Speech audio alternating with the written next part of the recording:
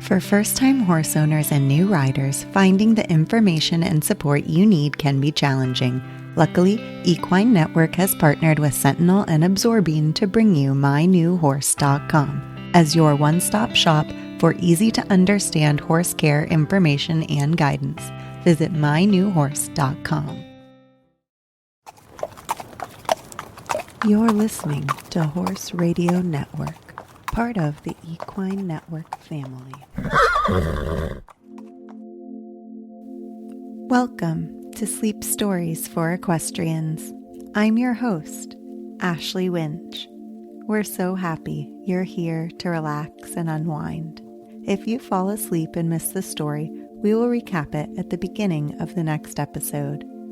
We've also selected and edited these stories for ultimate relaxation, removing any stressful bits without affecting the story's integrity, so you can focus on drifting off to sleep. With that, let's settle down and prepare for our story.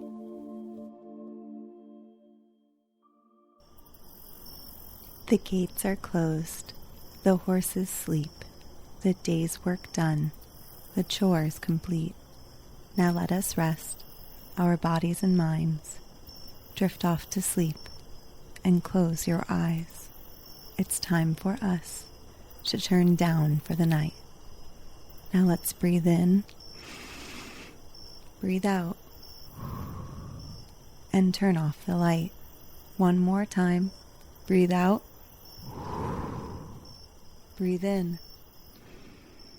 Now, let us begin.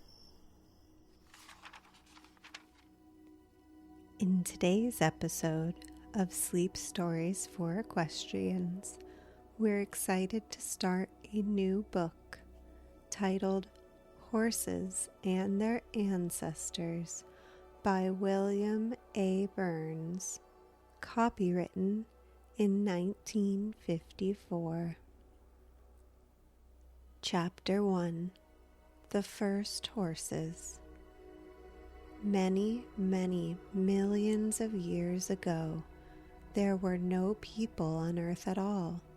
There were no cats. There were no dogs. There were no goats or cows or sheep. And there were no horses. Giant dragonflies flew in and out among strange trees that looked like great ferns. There were odd-looking reptiles like the Dimetrodon that slept in the warm near the waters of marshy swamps. Then there were flying reptiles like the pterodactyls. These looked like oversized, clumsy birds. They had claws on their wings, and they could not fly nearly so well as our birds today. But there were no horses of any kind on the face of the earth. About 60 million years ago, there was a little animal that lived in both North America and Europe. We call it Eohippus, from two Greek words that mean dawn horse. It lived long before any people were on the earth. It was the first horse. Some of these little dawn horses were no larger than a fox. Some were about half the size of a Shetland pony. You would not think that Eohippus looked much like a modern horse. It had 4 toes on each front foot, and each toe ended in a separate small hoof. It had only 3 toes on each hind foot, of which the middle toe was the largest. Modern horses have teeth that can chew and grind hard grass. We do not think that Eohippus could have eaten grass because its teeth were different from those of the modern horse. Eohippus must have lived on tender, easy-to-chew buds and leaves. It could also have found soft seeds and small fruits to eat. An animal that lives on this kind of food is called a browser. Little Eohippus slowly became Equus, our modern horse. This change took millions of years. As scientists found new proof of this development, they gave new names to these later animals that were developing into Equus. Some of these animals are called Mesohippus, Merychippus, and Pliohippus. You remember that Eohippus had 4 little hoofs on each of its front feet and 3 on its back feet. Equus, our modern horse, has 1 hoof on each foot. Its hoof is a hard, horny covering. We do not know if Eohippus had a mane or not. We know that its tail was longer in proportion to its body than that of a modern horse. By the time that people appeared on Earth, the horse had changed from the small animal of earlier periods into Equus, our modern horse. We might say that man and the horse grew up together. When early man lived in caves, the horse roamed wild in great herds. People did not know then that they could catch and tame horses and put them to work. They thought of horses only as food to eat. At this time, there were many other wild animals that man knew. There were huge mammoths that looked something like our elephants, but had long, woolly coats to protect them from the cold. People hunted these mammoths for food, and perhaps used some of the wool from their shaggy coats to keep themselves warm. There were great saber-toothed cats that hunted man, and that man hunted. They were fierce beasts with long, curving fangs. And there were cave bears. When people wanted a cave to live in, they drove the bears out so that they themselves could use the caves to keep their families sheltered from the cold and from other wild animals. In the caves, we have found art from the artists of those days painted the story of their daily lives, of their hunting and of the animals they knew. By the time that people had learned how to paint with colors made from earth and clay, they had also learned that horses could be tamed and made useful. Chapter 2: Horses for Getting Places. Early man found out how to catch animals and raise them for food. He also found out that some animals could help him in his work. He tamed the dog, and it helped him in hunting. He tamed the wild cow and found he could get milk from it.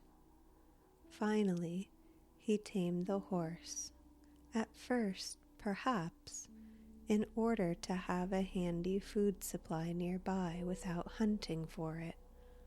But perhaps some boy or girl made friends with a young horse and kept it for a pet. If you feed an animal and are kind to it and do not frighten it, you can usually get near enough to pet it. Cave children must have fed grass or leaves to their little horses. Sometimes they must have leaned their weight against their pet horses to show them how much they loved to be near them. Slowly, the young horses got used to being close to human beings. One wonderful day, let us imagine, a boy or girl got the idea of climbing upon a pet horse's back. He or she may have sat there a while. A young horse, unused to such things, would have trembled with fear. It might have even tried to throw its rider off. But at last it got used to the weight. It must have been a sight to see when the cave children first proudly galloped their young horses past their mothers and fathers. And after a few people learned to ride, many people must have trained their horses to carry them. We do not know how early people used horses, other than to ride them. In hunting, for example, they may have tied the body of a deer to the horse to be dragged home. They may have tied long poles to the horse, letting them drag behind, and placed their burdens across the poles, as the Native Americans of the plains did. But since there are no painted or written records, we cannot be sure. There were no carts or wagons or carriages. No one had invented the wheel yet. We see wheels in use so much today that we give little thought to them.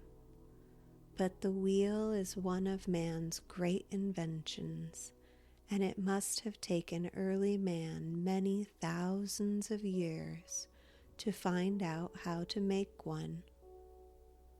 Our trains, automobiles, machinery, and even roller skates work by means of wheels. We do not even know what the first wheels were like. Perhaps people hacked off a cross-section of a round tree trunk, bored a hole through the center, and stuck a pole through the hole. This would have made a rough kind of wheel and axle. After the axe was invented, people could split logs into planks more easily. They may have made wheels out of some of these planks. There are carts today that roll on heavy wooden plank wheels. Before writing was invented, people kept records by painting pictures or by carving in stone. In some of these old paintings and stone carvings, we can see how people used horses, both for riding and for driving. The ancient Assyrians carved beautiful pictures in stone. In one of these, you can see spirited horses pulling light, fast chariots on a lion hunt. We can see in Egyptian paintings that they used the horse both for riding and for pulling chariots. The early Greeks knew about horses and loved to make wonderful lifelike sculptures of them. From the first man who climbed up on a horse to the rider of today, people have found the horse a most useful animal.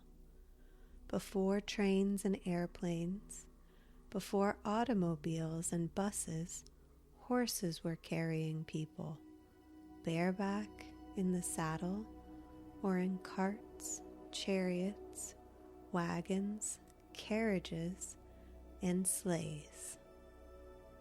When coaches were much more in use than they are today, there were public carriers as well as smaller private ones. Some of these coaches were very large, and it took 4, 6, even 8 horses to pull them. The early coaches had no springs, and a long trip must have been a dusty and tiring experience. No wonder that travelers looked forward to breaking their journeys at coaching inns. Here they could rest and eat and drink while the horses were being changed. In the 14th century, people traveled in huge coaches. The coach of this time had 4 great wheels, each with 6 heavy spokes. It was covered over with a roof that made it look like one of the covered wagons that crossed our American plains. It took 6 horses to pull it. The horses were not hitched in pairs, but singly, like sled dogs. The driver rode the horse nearest the coach. He had a long whip so that he could reach all the horses to make them go faster. By the year 1690, springs had been invented, and riding was much more comfortable. Now people could take a trip without being jarred and jounced like peas in a pod. The drivers could go faster. Some good drivers often made as much as 65 or 70 miles in 12 hours. Today, our powerful cars on a safe road cover that distance within an hour. People sometimes say cart when they mean wagon. A cart only has 2 wheels. A wagon has at least 4. There are many kinds of carts. A cart still in use today is the Irish cart. There are 2 types of Irish cart. The side cart is made so that 4 people can sit along the sides facing out. This is very convenient and pleasant for looking at scenery as you roll along the road. The other type of Irish cart has double seats so that people sit in pairs back to back. The people who live in Sicily make pretty little carts with huge wheels. These carts, wheels and all, are painted and decorated in gay colors. The horses or donkeys pulling the carts are also ornamented. Bells, plumes, and bits of flashing mirror are fastened in their harnesses. Gypsies in Hungary and Romania traveled in wagons that also served them as homes. They lived in them much as some of us live in our trailers today. Like the Sicilian carts, the gypsy wagons were gaily painted. The early Dutch pioneers in South Africa rode in high wagons when they traveled across the great continent. These trek wagons, as they were called, were sometimes pulled by horses. Sometimes, far from home, one of the great wheels would break and there would be no way of fixing it. Then the settlers had either to stay where they were or try to push ahead on foot. The droshky is a light 4-wheeled open carriage, once very popular in Russia. Wealthy people kept their own droshkis, or they could hire one the way we rent a taxi today. Modern horses and their relatives. Modern horses and their relatives. We know that all the modern horses in the world began with little Eohippus, which grew into the horse the caveman and other early people knew. Like all other animals, horses were affected by climate, differences in food, and interbreeding. We know by looking at them that all modern horses are not exactly alike. Let's look at some horses and relatives of the horse to see what makes them different from one another. Out of the many kinds of horses that man tamed came a wonderful horse we call the Arabian. The Arabian always has a black skin, but may have a coat of any color. We think that a pure white Arabian is one of the world's most beautiful horses. The Arabian has a broad forehead and a delicate muzzle with long, thin lips. Its neck is long and gracefully arched. It has a fine, flowing mane and tail. It is strong, tough, and swift, and can live in dry desert where food and water are scarce. It is not unusual for an Arab who owns such a horse to think so much of it that he keeps both the mother horse and its foal, or young horse, in the same tent with his family. The horse, in turn, is said to protect its master like a watchdog. The Arabian is an important horse in breeding history because its blood flows in some of the world's best horses. Whenever the Arabs went to war, they took their horses with them. Wherever they went, their horses crossed with other horses found in the invaded land. Much fine Arabian blood was thus mixed with that of the local horses, improving the local breed. The Arabs went into North Africa and into Europe as far as Spain. In the other direction, they went as far as India. The Spaniards had a fine horse they called a jineta, and that we call a jennet. There are no purebred jennets today. It was a mixture of the horse that had developed in Europe and the Arabian.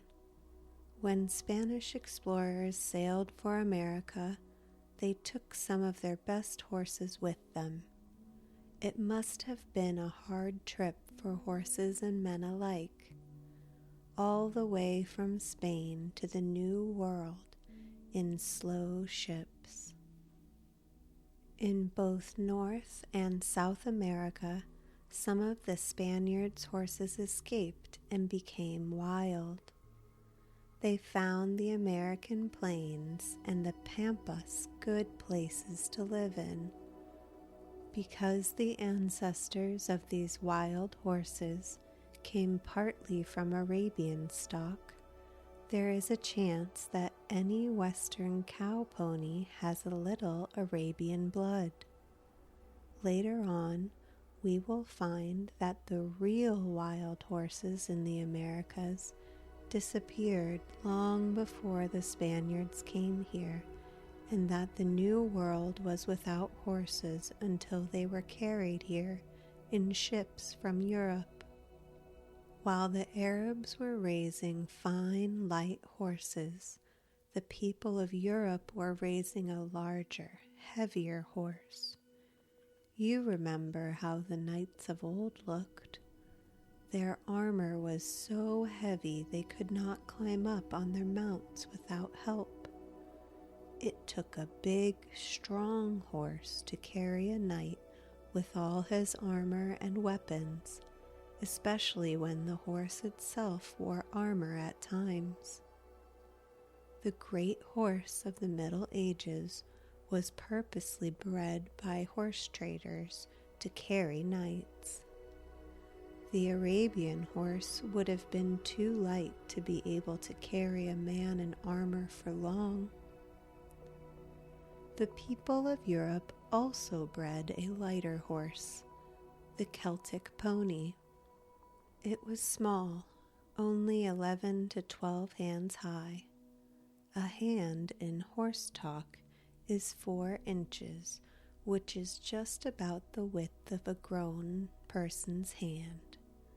A horse that is from 11 to 12 hands high is from 44 to 48 inches high at the shoulder. The Celtic pony, although small, was strong.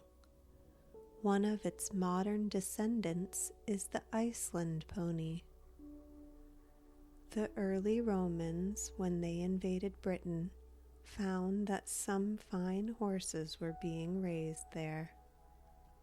Julius Caesar wrote in his soldier's diary of fast chariots drawn by British horses. He thought so highly of these horses that he carried some back to Rome with him. France had some fine horses too. When a later conqueror, William, came to England from France in 1066, he had with him some horses from a part of France called Normandy. Many of these Norman horses were crossed with the English horses.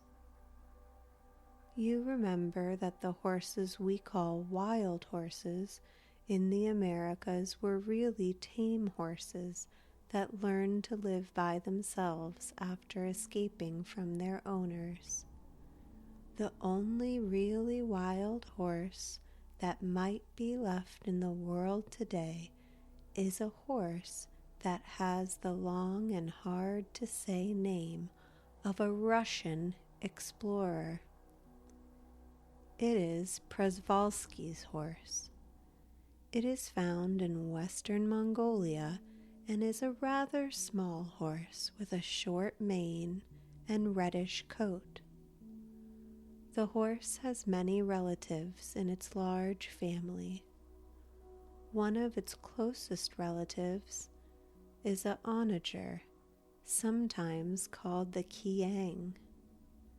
It is also called the Asiatic wild ass, although it is not an ass at all. It is about 12 hands high and has a reddish coat with a dark stripe down its back. It has a tail like a donkey's, with a dark tuft at the end. There are not many onagers left. Explorers tell us that they are wild animals with a great deal of curiosity and will come into camp to see what's going on. But they are swift and not easily caught. The familiar striped zebra is an African member of the horse family. Zebras have been tamed, and there are written records to tell of their being used to pull chariots in Roman parades. Not much more than 80 years ago, there were still quaggas in Africa. When the Dutch settled in South Africa in the early 19th century, they found an animal that was striped on its front half and almost unstriped on its back half. It looked something like a zebra in front and a horse in the back. But the settlers hunted the quagga, and now there are none left. The stripes of the quagga, like those of the zebra, helped to hide it from its natural enemies, but could not hide from settlers' rifles. Our own pretty little donkeys are descended from the wild ones of northern Africa. Like the other wild relatives of the horse, they have a dark stripe down the back. Unlike the neigh of a horse, a donkey's bray is loud enough to hurt your ears. Donkeys need less food than horses do. Many people keep them as work animals when they cannot get or afford a horse. There are working donkeys in almost every part of the world, particularly in Africa, Spain, Italy, Mexico, and in the southwestern part of our own United States.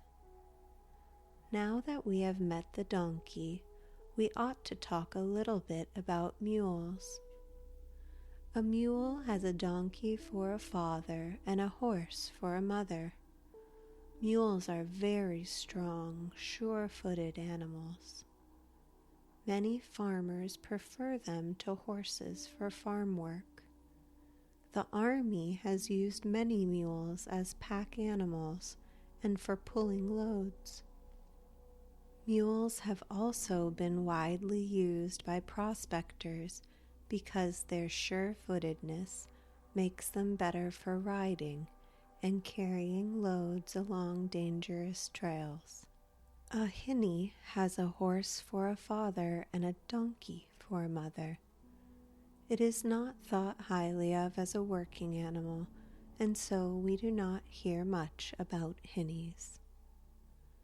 There are two living animals that you would never think are related to the horse. One is the tapir, and the other is the rhinoceros. Tapirs have 4 toes on each front foot and 3 on each back foot, the same arrangement as the little Eohippus had. The rhinoceros is another relative of the horse. Once it lived in North America and Europe, but now we only find it in India, Java, Sumatra, and Africa. Thank you for joining us on this episode of Sleep Stories for Equestrians. Allow this calming music to carry you to sleep.